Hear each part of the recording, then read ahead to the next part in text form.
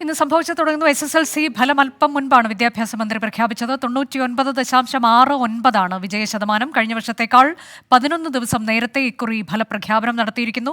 ഏറ്റവും കൂടുതൽ വിജയശതമാനം കോട്ടയം ജില്ലയിൽ, കുറവ് തിരുവനന്തപുരത്ത്. ഏതായാലും കഴിഞ്ഞ തവണത്തേക്കാൾ നേരിയ കുറവ് വിജയശതമാനത്തിലുണ്ടെങ്കിൽ പോലും മികച്ച വിജയം എന്ന തരത്തിലേക്ക് തന്നെയാണ് ഇത്തവണത്തെയും ഫലത്തെ വിലയിരുത്തുന്നത്. ഏറ്റവും കൂടുതൽ A+ മലപ്പുറം ജില്ലയിലാണ്. കോട്ടയം ജില്ലയിൽ ഏറ്റവും കൂടുതൽ വിജയശതമാനം എന്ന് പറയുമ്പോൾ പാലാ വിദ്യാഭ്യാസ ജില്ലയിൽ 100% വിജയം എന്നുള്ളത് കൂടി നേട്ടത്തെ എടുത്തു പറയേണ്ടുന്ന നേട്ടമായി മാറുകയും ചെയ്യുന്നു. അല്പസമയം മുൻപ് വിദ്യാഭ്യാസ മന്ത്രിയാണ് ഫലം പ്രഖ്യാപിച്ചത്. ഈ നിമിഷം മുതൽ വിദ്യാർത്ഥികൾക്ക് വെബ്സൈറ്റുകളിലൂടെ തങ്ങളുടെ ഫലം എന്ത് എന്നതറിയാൻ കഴിയും. വിവിധ സ്കൂളുകളിൽ ഇപ്പോൾ വിദ്യാർത്ഥികളുടെ തിരക്ക്, ആഘോഷം, മധുര വിതരണം അതെല്ലാം നമുക്ക് തത്സമയം കാണാൻ കഴിയുന്നുണ്ട്. അജീഷ് തിരുവനന്തപുരത്ത് നിന്ന് ചേരുന്നു. അജീഷ്, ഏത് സ്കൂളിലാണുള്ളത്? അവിടെ ഇപ്പോൾ എന്താണ് ഈ കുട്ടികളുടെ ഫലം അവർ അറിഞ്ഞു തുടങ്ങിയോ? 4 മണി മുതലാണല്ലോ സൈറ്റുകളിൽ ഫലപ്രഖ്യാപനം വരുന്നത്.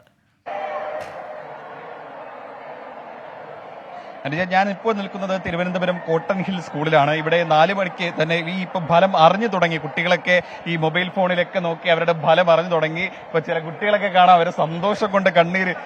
എന്താണ് റിസൾട്ട് നോക്കിയോ? നോക്കി. എന്താണ് ഫലം? ഫുൾ A+ ആണ്. അമ്മ കൂടെ ഉണ്ട്? ആരെ കൂടെ ഉള്ളത്? അമ്മ അവിടെ ഉണ്ട്. സന്തോഷം കൊണ്ടാണ് കണ്ണീർ കരയുന്നത്. പ്രതീക്ഷയില്ല ഇത്രയും എഴുതിയത്? എനിക്കറിയില്ല ഇത്രയും കിട്ടുമെന്ന്. കിട്ടും, പക്ഷേ ഞാൻ എക്സ്പെക്ട് ചെയ്തില്ല. ഓക്കെ, അപ്പം കൺഗ്രാജുലേഷൻസ്. അപ്പൊ ഇങ്ങനെ കുട്ടികൾ എല്ലാവരും ഇങ്ങനെ നോക്കി അതിന്റെ സന്തോഷമാണ് ഇപ്പോൾ നമുക്കിവിടെ ചുറ്റും കാണുന്നത്. കാരണം അത്രയും പ്രതീക്ഷിച്ചിരുന്ന അല്ലെങ്കിൽ ഒരു വിജയമാണ്. ഇപ്പൊ നിങ്ങളൊക്കെ റിസൾട്ട് വന്നോ? നോയിക്കൊണ്ടിരിക്കുകയാണോ? ഇപ്പൊ ഇങ്ങനെ ചില കുട്ടികളൊക്കെ മൊബൈൽ ഫോണിൽ അതിന്റെ രജിസ്റ്റർ നമ്പറൊക്കെ അഴിച്ച് നോക്കിക്കൊണ്ടിരിക്കുകയാണ്. ചില ആഹ്ലാദം കാണാം. കാരണം അവര് എഴുതിയ ആ ഒരു ആത്മവിശ്വാസമാണ്, ആ ഒരു സന്തോഷമാണ് ആ കുട്ടികളുടെ ഭാഗത്ത് നിന്ന് കാണുന്നത്. ഇപ്പൊ ഒരു അമ്മയും മകളും അവർ റിസൾട്ട് അറിഞ്ഞിട്ടുണ്ട്. ചേച്ചി, മോൾക്ക് റിസൾട്ട് എത്രയാണ്? ഫുൾ A+ ആണ്. എവിടുത്തെ സ്ഥലം എവിടെയാ? കാട്ടാക്കട എന്നാണ് വരുന്നത്. മോളുടെ പേരെന്താ? സന്തോഷല്ലേ?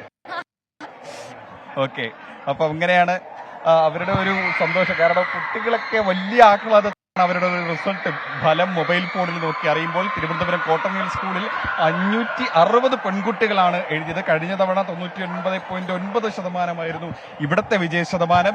ഇത്തവണയും അത് ആവർത്തിക്കും. ഇത്തവണ 100% വിജയം കിട്ടും എന്നുള്ളൊരു പ്രതീക്ഷയാണ്. തിരുവനന്തപുരത്ത് ഏറ്റവും കൂടുതൽ വിദ്യാർത്ഥികൾ 10ാം ക്ലാസ് പരീക്ഷ എഴുതിയ രണ്ടാമത്തെ സ്കൂളാണ് കോട്ടൺ ഹിൽ സ്കൂള്. ആദ്യം പട്ടം സെന്റ് മേരീസ് ആണ്. അത് കഴിഞ്ഞ് ഏറ്റവും കൂടുതൽ പെൺകുട്ടികൾ പരീക്ഷ എഴുതിയ, പെൺകുട്ടികൾ മാത്രം പഠിക്കുന്ന ഒരു സ്കൂൾ കൂടിയാണ്. എന്തായാലും കുട്ടികളൊക്കെ റിസൾട്ട് നോക്കി അതിനുള്ള പ്രത്യേക സംവിധാനം സ്കൂളിൽ തന്നെ ഒരുക്കിയിട്ടുണ്ട്. ഇപ്പോൾ മൊബൈൽ ഫോൺ തന്നെ ഇതെല്ലാം അറിയാനുള്ള ഒരു സംവിധാനമുണ്ട്. ആഹ്ലാദം, ആ ഒരു ആഹ്ലാദമാണ് കാണുന്നത്. കുട്ടികളൊക്കെ ഭയങ്കര ഹാപ്പിയാണ്. എന്തായാലും അനുജ, കുട്ടികളുടെ റിസൾട്ടൊക്കെ ഇപ്പോൾ അറിഞ്ഞു വരുന്നുണ്ട്, കുട്ടികൾ നോക്കുന്നുണ്ട്. ഒരുപാട് കുട്ടികൾ സ്കൂളിൽ എത്തിയിട്ടുണ്ട്. ഇനി ഒരുപാട് കുട്ടികൾ വീടുകളിൽ ഇരുന്ന് ഈ റിസൾട്ട് നോക്കുന്നുമുണ്ട്. അനുരാജ്, അജീഷ്, എനിക്ക് തോന്നുന്നു അല്പസമയത്തിനകം മന്ത്രി അങ്ങോട്ടേക്ക് എത്തും എന്ന് തോന്നുന്നു, അല്ലേ? അനുജ, എന്തായാലും ഈ PRDയിലായിരുന്നു മന്ത്രി ഈ ഫലപ്രഖ്യാപനം നടത്തി. അതിനുശേഷം മന്ത്രി എത്തുന്ന ആദ്യത്തെ സ്കൂളാണ് കോട്ടൺ ഹിൽ സ്കൂൾ. ഇതിന് തൊട്ടടുത്ത് തന്നെയാണ്. അതിനുള്ള സംവിധാനങ്ങൾ ഇവിടെ ഒരുക്കിയിട്ടുണ്ട്. ഇപ്പോൾ കാരണം മന്ത്രി നേരിട്ടെത്തി ഈ വിദ്യാർത്ഥികളുടെ വിജയം കേക്ക് കട്ട് ചെയ്ത് ആഘോഷിക്കാനുള്ള തയ്യാറെടുപ്പിലാണ്. ഇവിടെ മധുരമടക്കം എല്ലാം ഒരുക്കിയിട്ടുണ്ട്. ഇപ്പോൾ കോട്ടൺ ഹിൽ സ്കൂളിന്റെ പ്രിൻസിപ്പൽ നമ്മളോടൊപ്പം ഉണ്ട്. മാഡം, ഇവിടുത്തെ ഈ സ്കൂളിന്റെ മൊത്തത്തിലുള്ള റിസൾട്ട് എന്തെങ്കിലും കിട്ടിയോ? ഇല്ല, 4 മണിക്ക് ശേഷം കിട്ടും എന്നാണ് ഞങ്ങൾ വിചാരിക്കുന്നത്. ഇതുവരെ കിട്ടിയിട്ടില്ല. ഇൻഡിവിജ്വൽ ലോഗിലൂടെ കുട്ടികൾക്ക് അറിയാൻ പറ്റുന്നുണ്ട്, അവരുടെ റിസൾട്ട് അറിയാൻ പറ്റുന്നുണ്ട്. കുട്ടികളൊക്കെ ഓരോരുത്തർ നോക്കിക്കൊണ്ടിരിക്കുകയാണ് മൊബൈൽ ഫോണിലൊക്കെ. ഫുൾ A+, നോക്കിയവർക്കെല്ലാം ഫുൾ A+ ഉണ്ട്. അതിന്റെ സന്തോഷത്തിലാണ് കുട്ടികൾ എല്ലാവരും. കൂടുതൽ കുട്ടികൾക്ക് ഫുൾ A+ ആണ്. അതെ. മിനിസ്റ്റർ ഇപ്പൊ നേരിട്ട് വന്ന്, മിനിസ്റ്റർ കൂടെ മറ്റാരെങ്കിലും വരുന്നുണ്ടോ? മിനിസ്റ്റർ പൊതുവിദ്യാഭ്യാസ ഡയറക്ടർ വരും എന്ന് ഞങ്ങൾ പ്രതീക്ഷിക്കുന്നു.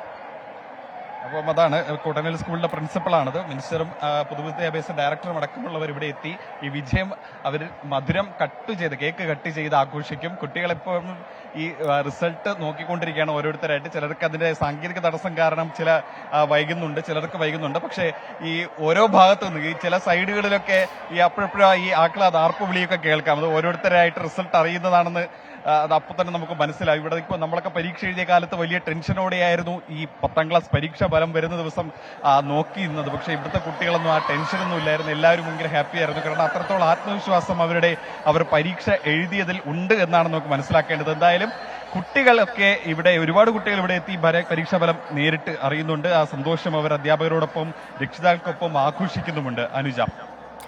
തിരുവനന്തപുരം കോട്ടൺ ഹിൽ ഗേൾസ് ഹൈസ്കൂളിൽ നിന്ന് തത്സമയ വിവരങ്ങൾ നൽകുകയായിരുന്നു അജീഷ്. അവിടെ കുട്ടികൾ അവരുടെ ഫലം അറിയുന്നു, ചിലർ വികാരാധീനരാകുന്നു. സന്തോഷം കൊണ്ട് മുഴുവൻ A+ കിട്ടിയത് വിശ്വസിക്കാൻ കഴിയുന്നില്ല എന്ന് പറയുന്ന കുട്ടികളെയും മാതാപിതാക്കളെയും ഒക്കെ നമുക്ക് കാണാൻ കഴിയുന്നുണ്ട്. അല്പസമയത്തിനകം മന്ത്രി കോട്ടൺ ഹിൽ സ്കൂളിലേക്ക് എത്തും. ഇത്തവണ 99.69% വിജയം. ഗിരീഷ് ഉണ്ട് വിശദാംശങ്ങളുമായി. ഗിരീഷ്, കഴിഞ്ഞ തവണത്തേക്കാൾ ഒരല്പം കുറവ് എങ്കിൽ പോലും മികച്ച വിജയശതമാനം എന്നുള്ളതിൽ തർക്കമില്ല. 71,831 വിദ്യാർത്ഥികൾ എല്ലാ വിഷയങ്ങൾക്കും A+ നേടുകയും ചെയ്തു. ഇതിലും കുറവുണ്ടായിട്ടുണ്ട് കഴിഞ്ഞ തവണത്തെ അപേക്ഷിച്ച്. അതുപോലെ മറ്റ് ജില്ലകളുടെ തിരിച്ചുള്ള കണക്കുകൾ, അതിൽ ഏറ്റവും കൂടുതൽ ആർക്ക് എന്നൊക്കെയുള്ള കാര്യങ്ങളെല്ലാം മന്ത്രി ഇന്ന് പ്രഖ്യാപിക്കുകയുണ്ടായി. അതിനെ ചുരുക്കി നമുക്ക് എങ്ങനെ പറയാം? അനുജ, കഴിഞ്ഞ വർഷത്തെ വിജയവുമായി താരതമ്യപ്പെടുത്തുമ്പോൾ 0.01% കുറവ് മാത്രമാണ് ഇത്തവണ ഉണ്ടായിരിക്കുന്നത്. അതിൽ 4,27,153 വിദ്യാർത്ഥികളാണ് പരീക്ഷ എഴുതിയത്. ഇതിൽ 4,25,563 പേർ വിജയിച്ചു എന്നുള്ളതാണ്.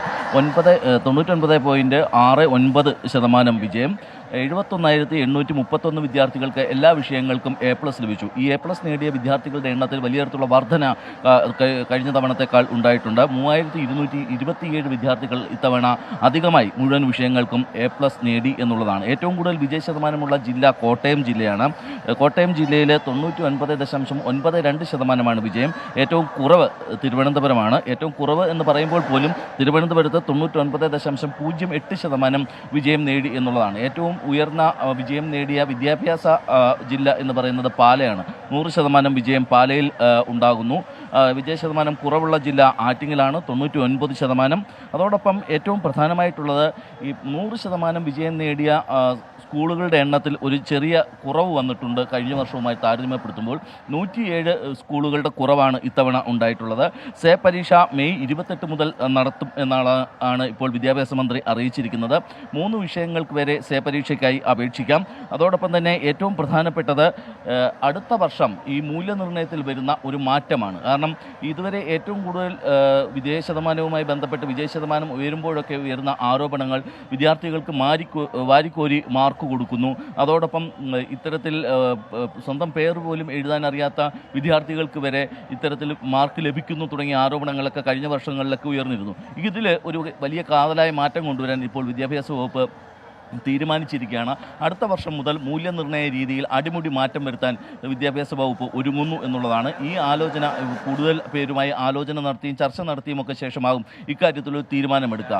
നിരന്തര മൂല്യനിർണ്ണയത്തിന് ലഭിക്കുന്ന 20 മാർക്കിനൊപ്പം ഓരോ വിഷയത്തിനും മിനിമം മാർക്ക് പാസ്സാകുന്നതിന് വേണ്ടി ഏർപ്പെടുത്താൻ സർക്കാർ തീരുമാനിക്കുന്നു. 40 മാർക്കുള്ള ഒരു വിഷയത്തിന് 12 മാർക്കെങ്കിലും എഴുത്ത് പരീക്ഷയിൽ മിനിമം വാങ്ങിയിരിക്കണം എന്നൊരു നിബന്ധന കൊണ്ടുവരുന്നതിനാണ് സർക്കാർ ഇപ്പോൾ ഉദ്ദേശിക്കുന്നത്. അതേപോലെ 80 മാർക്കുള്ള ഒരു വിഷയത്തിന് 24 മാർക്ക് നിർബന്ധമായും വാങ്ങിയിരിക്കണം. ഈ നിബന്ധനകൾ വരുന്നതോടുകൂടി ഈ പരീക്ഷയുടെ ക്വാളിറ്റി, ഗുണനിലവാരം വർദ്ധിക്കും എന്നുള്ളതാണ് വിദ്യാഭ്യാസ മന്ത്രി ചൂണ്ടിക്കാട്ടുന്നത്. അനുജ, ശരി, ഇത്തവണത്തെ SSLC പരീക്ഷാഫലം പ്രഖ്യാപിച്ചു. അതിന്റെ വിശദാംശങ്ങളാണ് ഗിരീഷ് നൽകിയത്.